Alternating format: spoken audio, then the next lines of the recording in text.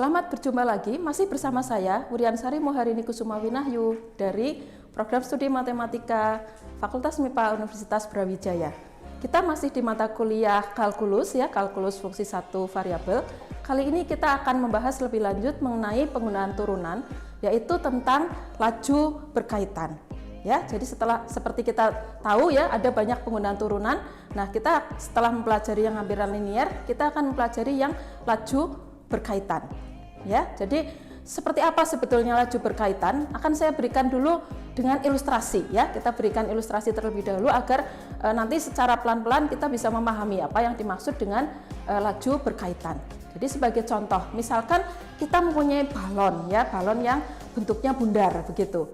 Kemudian udara dipompakan ke dalam balon itu sehingga nanti pasti volumenya kan bertambah ya. Jadi kalau diketahui volumenya itu bertambah dengan laju 100 cm3 per detik, pertanyaannya adalah seberapa cepat nanti jari-jari balon itu bertambah ya ketika garis tengah balon persis sama dengan 50 cm.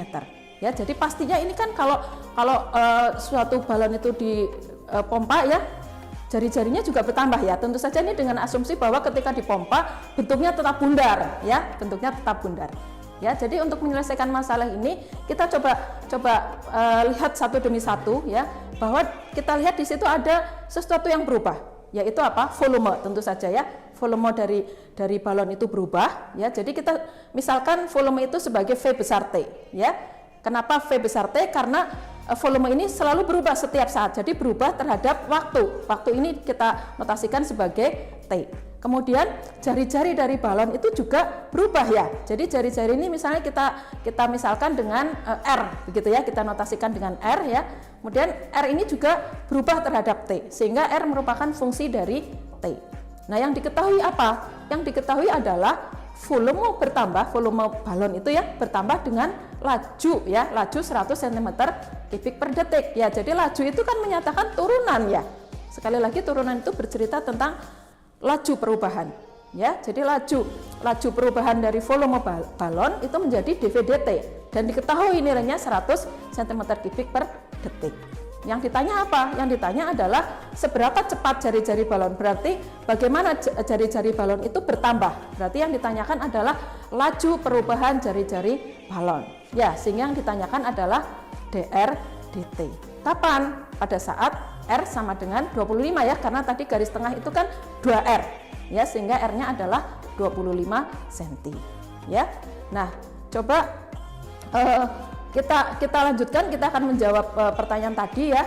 Nah, kita punya dua variabel yang berubah, V dan R, tapi di antara mereka kita tahu hubungannya ya, bahwa volume balon itu adalah balon bundar ya, 4/3 PR pangkat 3 ya. Kemudian karena kita tahu dV/dt, maka kita turunkan ya, tadi kan diketahui adalah dV/dt ya, kita turunkan V terhadap T ya. Karena V itu fungsi dari R, maka kita gunakan aturan rantai ya untuk menurunkan V terhadap T. Jadi kita turunkan via R, jadi dV/dr dikalikan dr dt ya. Jadi kita peroleh apa? dV/dr nya menjadi apa? 4/3 PR pangkat 3 ya, karena V tadi adalah 4/3 PR pangkat 3, sehingga dV/dt nanti 4/3 dikalikan 3 PR pangkat 2 ya, sehingga sama dengan 4 PR kuadrat ya. Nah, sudah kita masukkan ke rumus kita, ke dV/dt sama dengan dV/dr kali dr dt ya. Jadi dV/dr-nya kita masukkan apa? 4 PR kuadrat ya. Kemudian kita gunakan apa yang kita ketahui, R-nya berapa tadi? 25 ya kan, 25. Kemudian dV/dt-nya berapa? 100 ya kan. Berarti dV/dt saya isi 100, R-nya saya isi 25, di situ ada R kuadrat, berarti 25 kuadrat ya. Jadi 100 sama dengan 4pi kali 25 kuadrat kali dr dt. Nah, dari sini kan kita bisa tahu dr dt ya, tinggal dilakukan manipulasi aljabar, kita peroleh hasilnya adalah 1 dibagi 25 pi. Berapa ya 1 dibagi 25 pi itu ya? Pi itu 3,14 ya. 3,14 ya sekitar 80 lah ya, atau 75 begitu. Ya, jadi 1 dibagi 75 kecil sekali. Ya, jadi ternyata jari-jari balon itu bertambah dengan laju yang sangat kecil, yaitu 1/25 pi cm per detik ketika garis tengah balon itu pas 50 cm. Ya. Nah, kita perhatikan tadi di sini ada hubungan ya, hubungan antara dua buah laju nih ya. Laju perubahan volume dan laju perubahan jari-jari yang saling terkait ya. Tadi ada dV/dt dengan dR/dt saling terkait, sehingga situasi ini disebut sebagai laju yang saling terkait. Begitu. Ya, makanya itu disebut masalah laju yang berkaitan. Gitu ceritanya. Ya, saya beri contoh lagi. Ada situasi di mana ada tangga nih, ya yang panjangnya 6 meter. Ya, dia bersandar pada suatu dinding tegak. Ya, jadi ada dinding tegak, ada tangga begitu ya. Kemudian ada yang usil nih ya, ujung bawah tangga itu digeser, ya digeser menjauhi dinding. Ya tentu saja nanti tangganya akan bergeser turun ya, gitu. Sehingga nanti bisa ditanyakan seberapa cepat sih ujung atas tangga ini sedang turun ya ketika ujung bawah tangga itu berjarak 3 meter dari dinding, gitu. Ya, masalahnya seperti ini. Ya, nah jadi kalau kita coba gambarkan situasinya, di sini ada dinding ya, dinding tegak ya, jadi diasumsikan dindingnya tegak lurus begitu ya, tegak begitu. Nah kemudian ada tangga yang menyandar ke dinding yang panjangnya 6 meter ya, 6 meter. Kemudian tangga ini digeser ya menjauhi dinding ya dengan laju berapa tadi? 1 meter per detik. Ya, nah coba kita gambar ini, kita misalkan yang mendatar itu kita sebut X ya. Jadi yang X itu apa? X adalah jarak antara ujung tangga bawah dengan dinding ya. Ya. Kalau Y itu apa? Y adalah jarak antara ujung atas tangga dengan lantai. Ya kan? Ya, jadi dua variabel ini akan berubah kan ya kalau tangga ini kita tarik menjauhi dinding gitu. Tentu saja Y-nya akan berkurang, ya enggak? Y-nya akan berkurang karena dia turun begitu. Sedangkan X-nya akan bertambah dengan berubahnya waktu gitu. Ya. Jadi kita misalkan tadi X adalah jarak antara X tadi yang mendatar ya, jarak antara dinding dengan ujung bawah tangga. Ya, kemudian Y-nya adalah jarak antara lantai dengan ujung atas tangga. Kemudian diketahui tadi bahwa X-nya berubah ya, X-nya bertambah ya dengan laju 1 meter per detik, berarti dx dt sama dengan 1. Dan yang ditanyakan apa? Yang ditanyakan adalah bagaimana perubahan dari jarak antara ujung atas tangga ini dengan lantai kan ya. Gitu, ketika jarak antara ujung bawah itu 3 meter, berarti ketika X-nya sama dengan 3 meter gitu ya. Nah, kita dapat menghubungkan dua variabel yang berubah ini ya, X dan Y ini dengan menggunakan Pitagoras ya, dengan menggunakan dalil Pitagoras ya, karena tadi asumsinya dinding ini tegak, jadi kita punya segitiga siku-siku ya, yaitu apa? X kuadrat plus Y kuadrat sama dengan sisi miringnya, yaitu panjang tangga 6 kuadrat ya, 36. Nah kemudian sama seperti tadi ya, kita turunkan kedua ruas ini terhadap T, karena tadi kita ingin, karena yang kita ketahui adalah dx dt ya, dan kita akan cari dy dt. Ya udah kita turunkan saja dengan aturan rantai. Sekali lagi kita turunkan via X untuk suku yang pertama, suku yang kedua kita turunkan via Y ya, maka kita punya 2dx dx dt ditambah 2y dy dt sama dengan 0. Saya kira ini tidak sulit ya. Nah kemudian karena Y-nya belum diketahui ya, berarti kita harus menghitung Y-nya dulu ya. Yang diketahui kan tadi X sama dengan 3, berarti Y-nya berapa? Y-nya kan berarti akar 36 dikurangi X kuadrat ya, X-nya diisi dengan 3. Jadi kita peroleh hasilnya Y itu adalah 3 akar 3, betul ya, 36 dikurangi 9 itu berapa? 27 ya, 27 itu kan 3 akar 3 ya. Nah kemudian kita substitusikan yang kita ketahui ya tadi ke persamaan yang mana, yang itu yang 2x dx dt ditambah 2y dy dt sama dengan 0. X nya sudah tahu 3 ya kan, dx dt nya sama dengan 1, y nya tadi 3 akar 3, yang ditanya apa? dy dt kan ya. Ya sudah, kita bisa peroleh bahwa dy dt nya nanti diperoleh adalah minus 1 dibagi akar 3. Loh kok minus? Masuk akal nggak kalau minus? Boleh nggak kalau minus? Ya boleh-boleh saja, karena tadi kan tangganya sedang turun ya, berarti jaraknya berkurang gitu ya, sehingga pada saat jarak antara ujung bawah dengan dinding itu 3 meter, ternyata tangga itu sedang turun ya dengan laju 1 per akar 3 meter per detik. Gitu. Jadi sudah terjawab ya. Jadi kita tadi menghubungkan laju antara X dengan Y.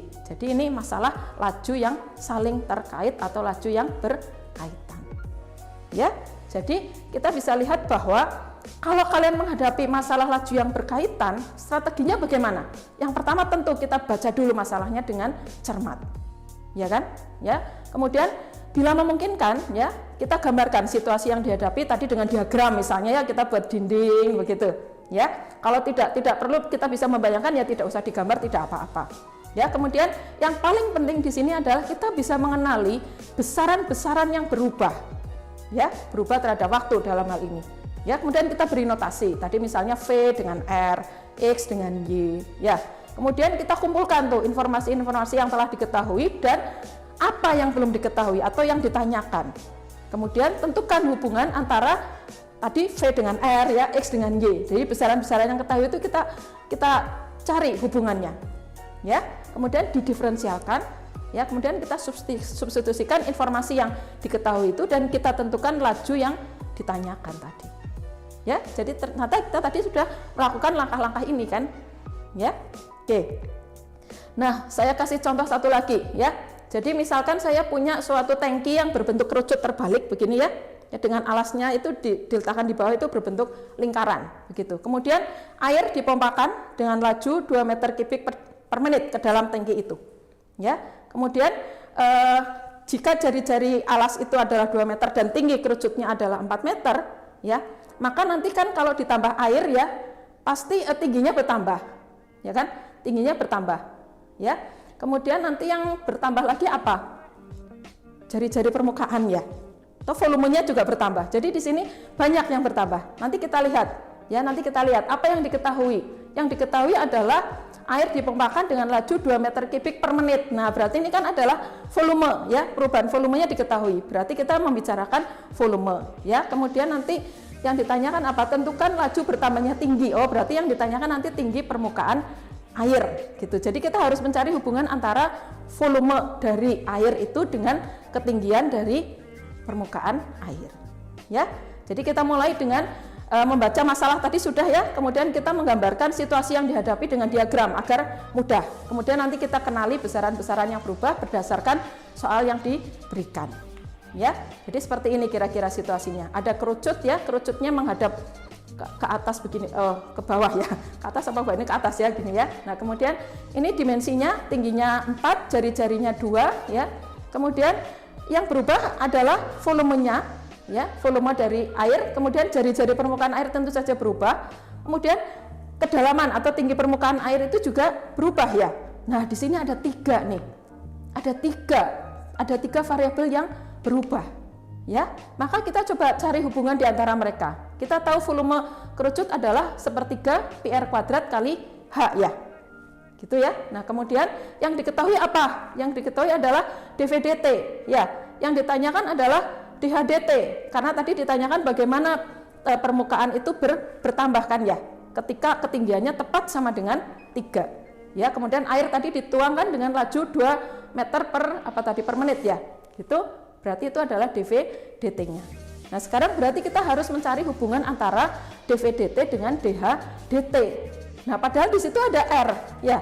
Berarti kita harus lakukan eliminasi terhadap R agar R dapat dinyatakan dalam H. Ya. Nah, kalau kita ingat kesebangunan segitiga ya, segitiga ada 2 segitiga di situ ya, segitiga yang kecil yang warnanya putih begitu dengan yang transparan itu yang kuning ya, gitu ya. Kita bisa melihat bahwa di situ ada kesebangunan yaitu R dibagi H itu sama dengan jari-jari yang kecil itu ya, jari-jari yang 2 itu ya, dengan H ya, dengan 4 ya, maaf ya, R dibagi dengan ketinggian ya, ketinggian yang besar. Jadi jari-jari permukaan air dengan kedalaman air itu bisa sebanding dengan jari-jari kerucut dan ketinggian kerucut, sehingga nanti R dapat dinyatakan dalam H. Nah, kalau R dapat dinyatakan dalam H, maka V-nya berubah menjadi apa? Sepertiga pi, R-nya diganti dengan H/2. Dikuadratkan, dikalikan H, maka kita punya hubungan antara V dengan H. Nah, kalau sudah seperti ini aman ya, aman karena kita bisa menentukan dV/dt ya terhadap dH/dt.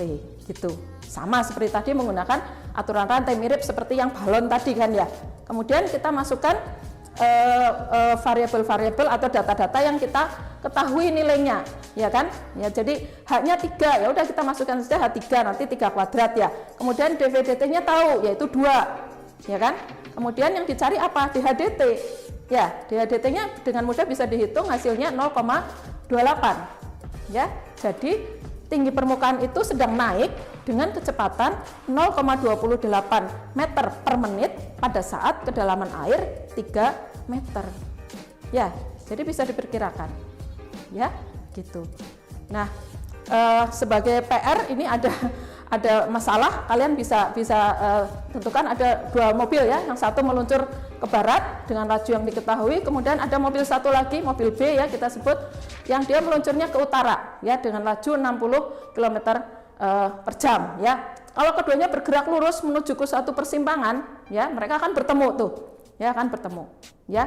Nah, pertanyaannya adalah dengan laju berapakah kedua mobil tersebut saling mendekat? Ya, dengan laju berapakah kedua mobil itu saling mendekat? Tentu mereka akan mendekat ya. Ketika mobil A berada pada posisi 0,3 km sebelum persimpangan dan mobil B berada pada posisi 0,4 sebelum persimpangan gitu. Jadi mungkin situasinya bisa digambarkan seperti ini ya untuk petunjuk ya.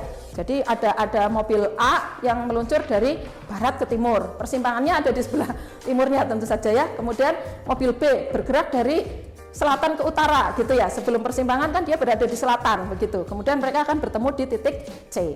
Nah, yang ditanyakan adalah ini dz/dt ya, dz/dt. Nah, ini lagi-lagi menggunakan Pitagoras kan ya. Saya kira kalian bisa melanjutkan sendiri karena x-nya adalah jarak antara A dengan persimpangan, B-nya adalah jarak antara Y adalah jarak antara B dengan persimpangan. Ini mirip dengan yang tangga tadi menggunakan Pitagoras ya. Baik, jadi saya kira itu yang dapat saya sampaikan. Pendek kata, di mana ada perubahan di situ ada diferensial ya kan, tadi kita bicara tentang perubahan ya. Jadi saya akhiri kuliah kita saat ini ya. Terima kasih telah menyimak dengan baik, mudah-mudahan bermanfaat. Sampai jumpa pada video berikutnya.